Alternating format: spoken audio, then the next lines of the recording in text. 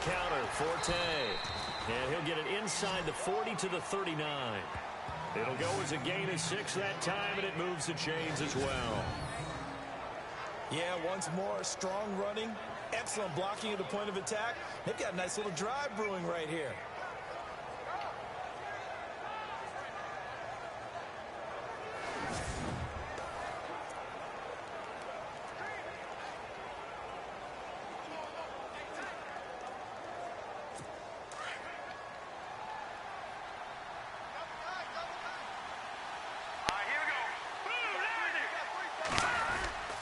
Back to the ground on first, it's Forte. That's good for a Jet first down, a gain of 13.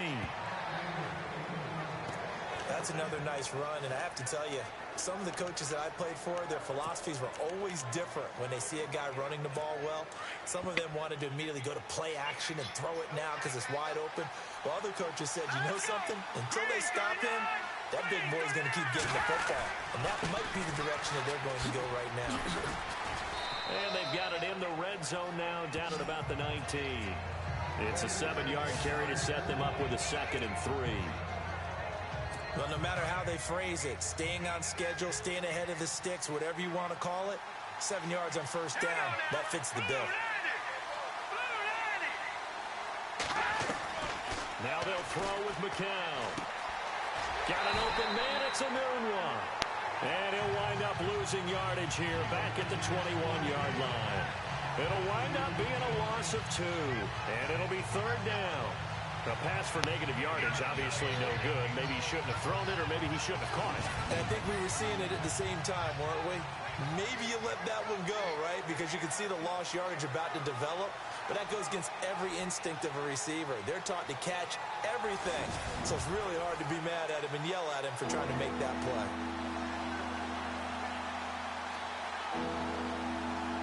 Under 4 to play now. Clock running. 3rd down.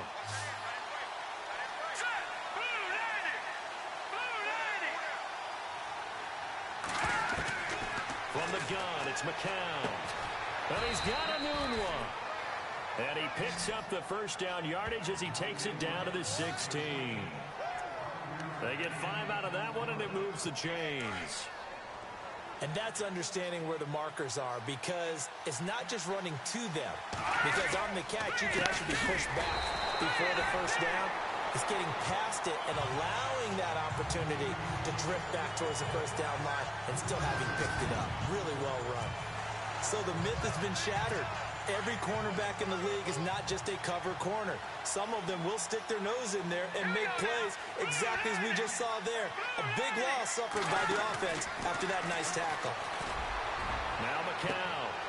And it's intercepted. Picked off inside the 5. And the return will stop them well inside their own 20 at the 15-yard line. Brandon, this is why golfers do their best to never count a score in their head before the ball goes in the cup. This looked like a slam dunk for points on this drive, didn't it? Instead, they're throwing interception, and they're going to come away empty.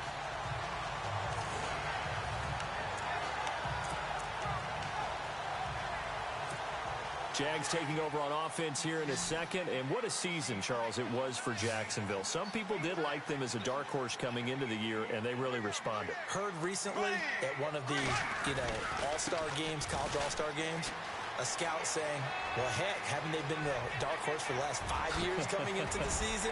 And he seemed a little bit bitter, so I'm going to let him go on that one. But the point is well taken. They have been building towards this. Really good drafts, really supplemented in free agency.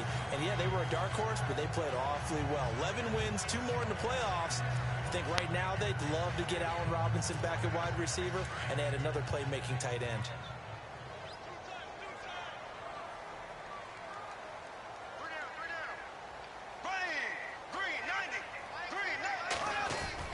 Now a play fake here on first down.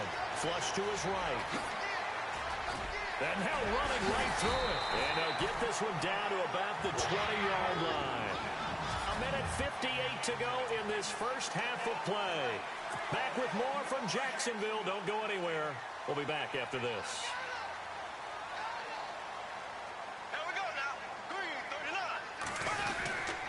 Fournette, a first down carry.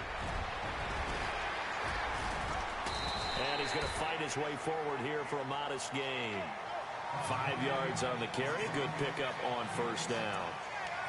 And there's a run to be happy with. Good, solid yardage. They'll take that anytime you hand the ball to a back.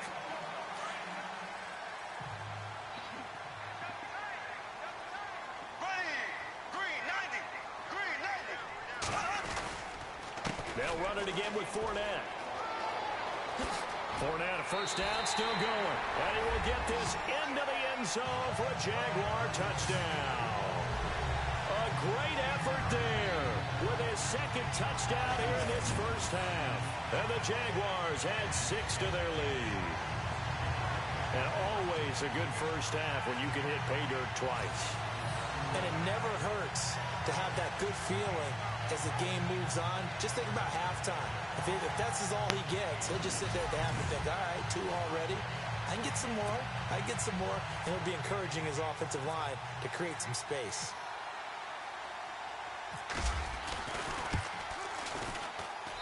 And it's good to make it 14-0. A drive there of just 4 plays. And it was finished by the touchdown run from the 15.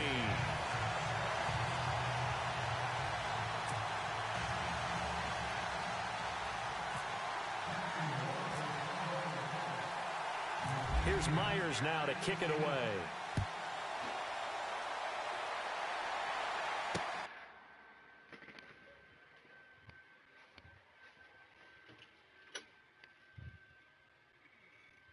What are you doing?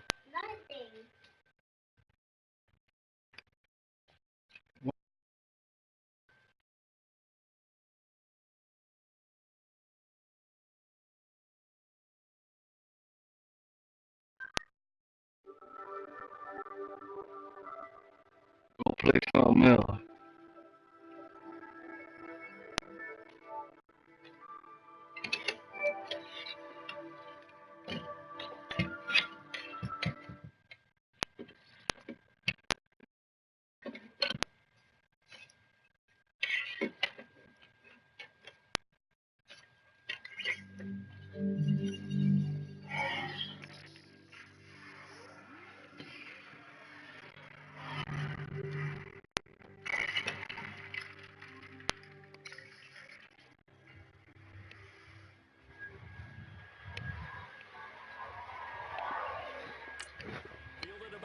Deep.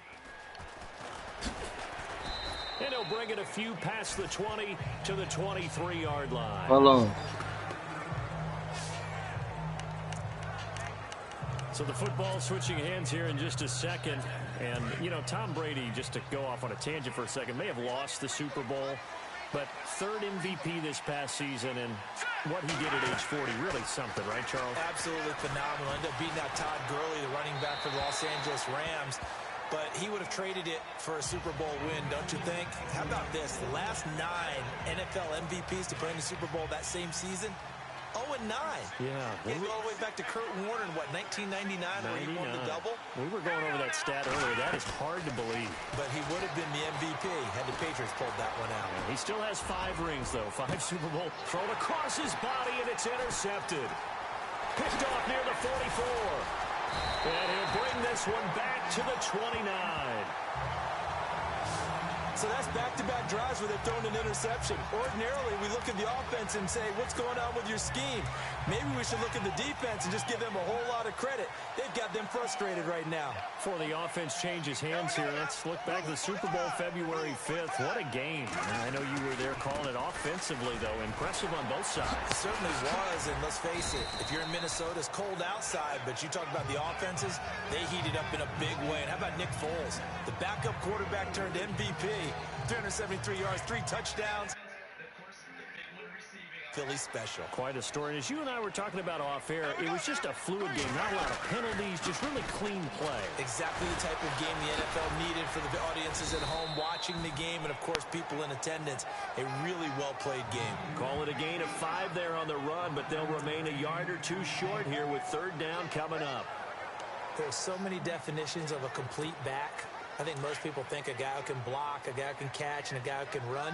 But how about when you put it all together as a runner, and you can fake people out, you can be shifty, and also run with some power and break tackles, as we just saw on that pickup. Fournette, first down, still going. And he takes it in. Touchdown, Jacksonville. A great play there in the final seconds of the first half. And the Jaguars add on to their lead. And that's a lead that excites a team as they head into the half. Good way to finish things off. Yeah, able to extend that lead, and you always say it, that can totally change the complexion of half number 2. Yeah, it changes your morale, changes your outlook. But even before that, let's see if they decide to kind of squib kick or what they're going to do on the kickoff, because you don't want to give up a big play right before the half ends. Good point. And it is now 21-0.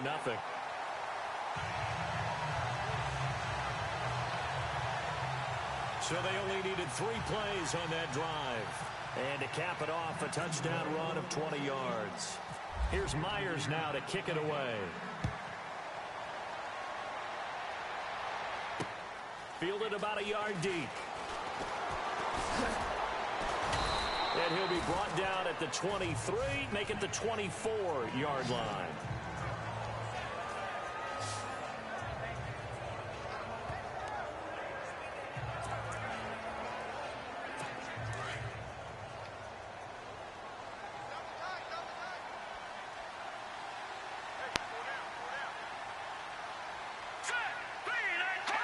And with time running short here, they'll simply take a knee, and that should do it for half number 1. So we hit the halftime break here in Jacksonville with the Jags on top. As we send you a couple hours south to Orlando, let's check in with Larry Ridley for our EA Sports Halftime Report. Thanks, Brandon. Thanks, Charles. And welcome to our... And just like that, on we head to half number 2.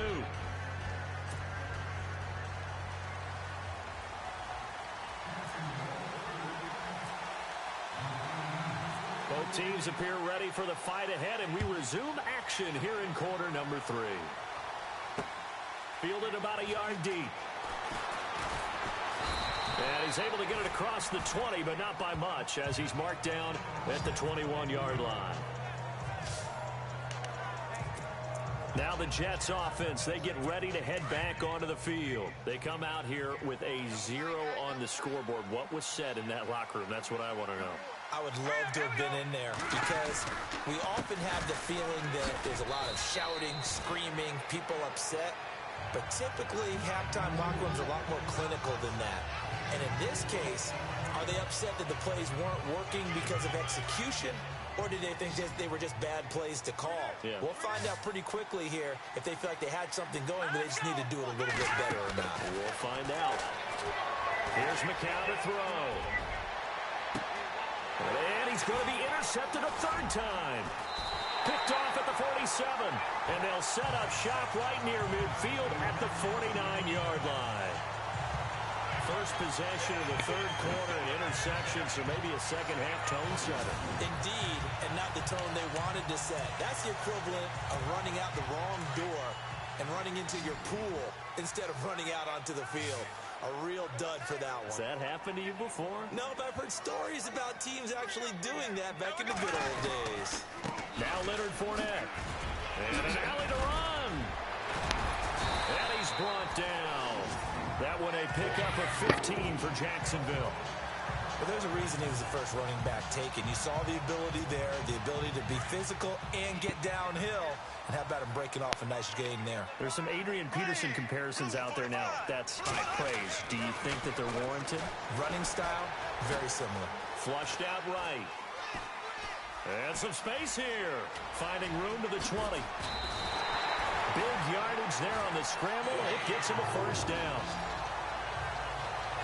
Partner, it's often the man coverage is easier for a quarterback to run against. You get your receivers going downfield.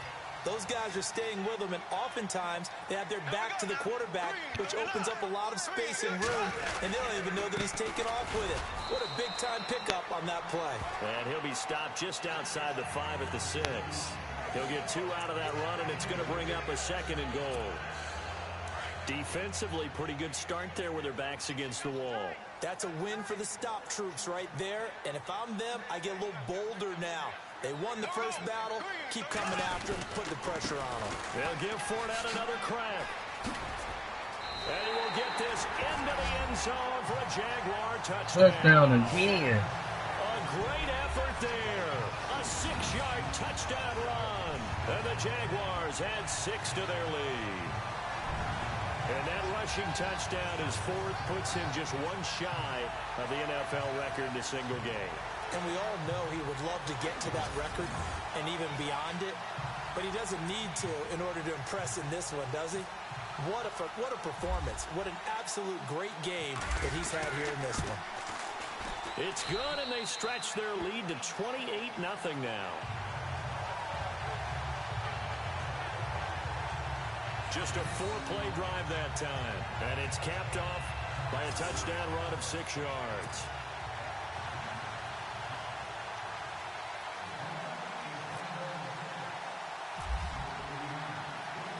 Here's Myers now to kick it away.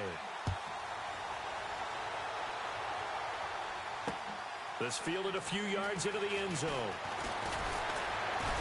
And he'll wind up about 4 yards shy of where he would have been if he had taken a knee, as they'll start at the 21-yard line.